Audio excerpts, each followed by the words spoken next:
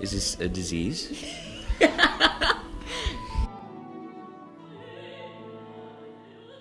Salastina is...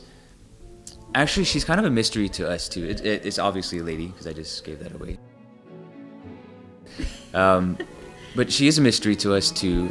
She's just a mysterious figure, generally. She was alive during the 16 or 1700s, and she was a patroness of the arts. But not just a patroness of the arts. I mean, she was an adventurous person who really thought it was her life's work to support creativity and the arts. I mean, especially music, too. And we'll actually unfold more of the story as we learn more about her through research.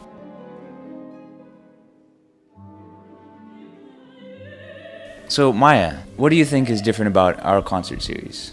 Oh God, there's a lot that's different about our concert series, as you know. First and foremost is the programming.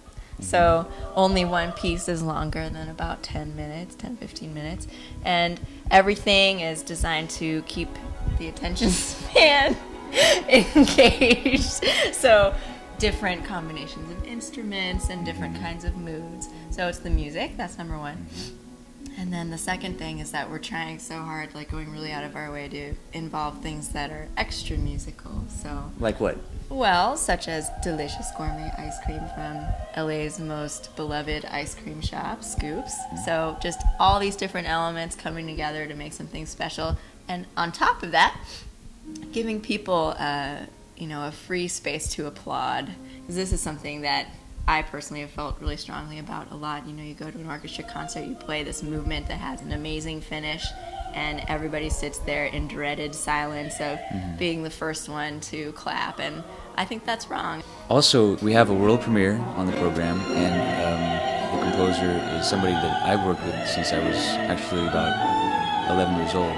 We are going to program like quite a bit of new music that's composed specifically for our programs, and we are slightly biased towards music that's melodic and lyrical, and even though it's like compositionally very sophisticated, we think that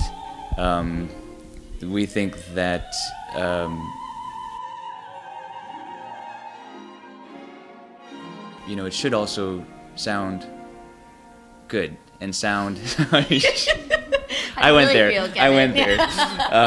It would be 3 arias. They're basically songs that are set to poetry by Pablo Neruda, and we've made ourselves familiar with the music, and it's beautiful. It's really It's gorgeous. Yeah.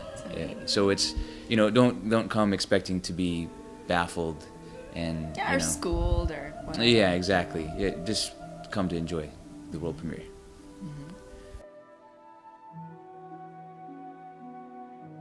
What's going to happen to people who don't dress up for our concerts? Well, actually, I arranged for Joan Rivers to be there so that she could... You didn't tell me that.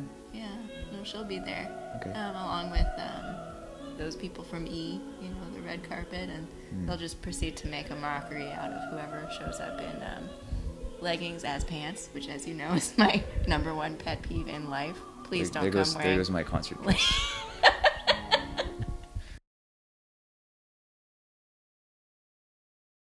So Maya, we've started this chamber music series, but what is chamber music? Or what is chamber music? Okay, well, what's your favorite band, Kevin? My favorite band? Yeah, like actual band. I don't even know that about you.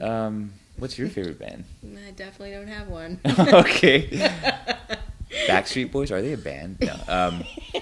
Let's see. No, I was joking. I was totally a joke. I like a bunch of different bands. Okay. But Well, what's the connection with bands and chamber music? Well, so I think most people think of like violins, and they either think mariachi or symphony, right? Okay. So a huge symphony, that's not chamber music. Chamber music is more like a band where it's a smaller group of people, and usually playing either all different instruments or instruments that are kind of in the same family but different enough from one another for it to be interesting. Are they playing like does more than one person have the same part? Like in an orchestra? Yeah. So So no, it's 1-2 apart, like in a band. So you'd have like the the guitarist and then the bass guitarist and the drummer and the singer. So they're all doing different things to be parts of the same song. So it's kind of like that, except with classical instruments. So Interesting. Yeah, and like in a band, they're usually friends, and we'd like to think that happens in chamber music too. Among classical musicians. Right. So, I would say also chamber music implies like a certain intimacy while making music. Because, I mean, sometimes you'll work with an orchestra or, something, and the conductor will say, let's make chamber music. We're playing chamber music here. So I think chamber music also implies a certain amount of sensitivity on the parts of the musicians to listen to each other, to be accommodating, to be very supportive, and to really listen to the other players and to create like a beautiful whole out of a bunch of parts. I actually think chamber music takes the best of playing solo works and then playing an orchestra. Totally. So like in an orchestra, I mean, you can't really hear yourself play. So but then in chamber music, I mean, it's like playing solos because you have your own part.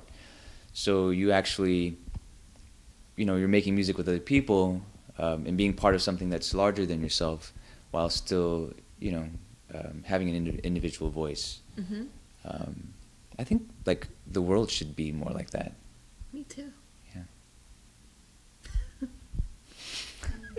It's like, how long will I and last? World peace. Yes. Brought to you by Salastina.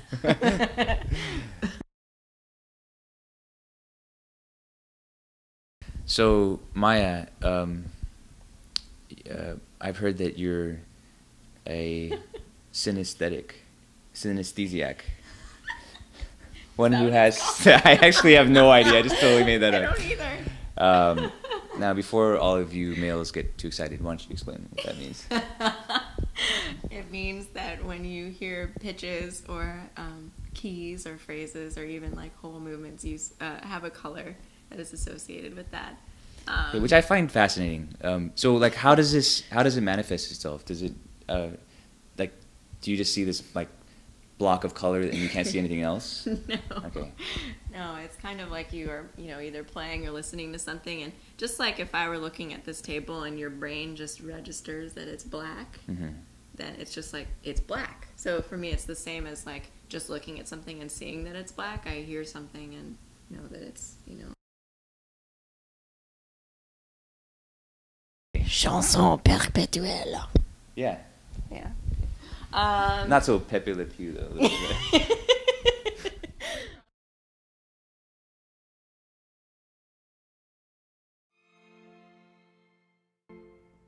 Then came the bull.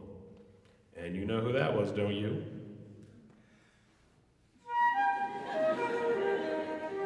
They called him Ferdinand the Fierce, and all the banderilleros were afraid of him, and all the picadores were afraid of him, and that matador who was cool a second ago, he was scared stiff. Ferdinand ran to the middle of the ring, and everyone shouted, and they clapped, because they thought he was going to fight fiercely and butt and snort and stick his horns around. But not Ferdinand. When he got to the middle of the ring, he saw the flowers in the lovely lady's hair, and he just sat down quietly and smelled. He wouldn't fight and be fierce no matter what they did. He just sat and smelled.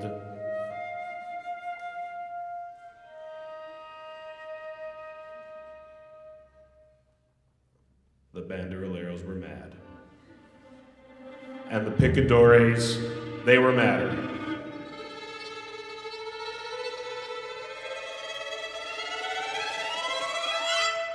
And the matador, who wanted to show off and be cool, he couldn't, so he cried.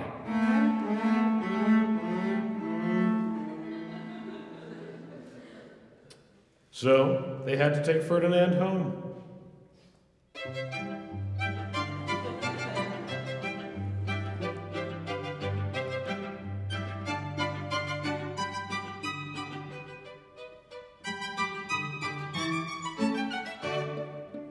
For all I know, he is sitting there still, under his favorite cork tree, smelling the flowers just quietly. He is very happy.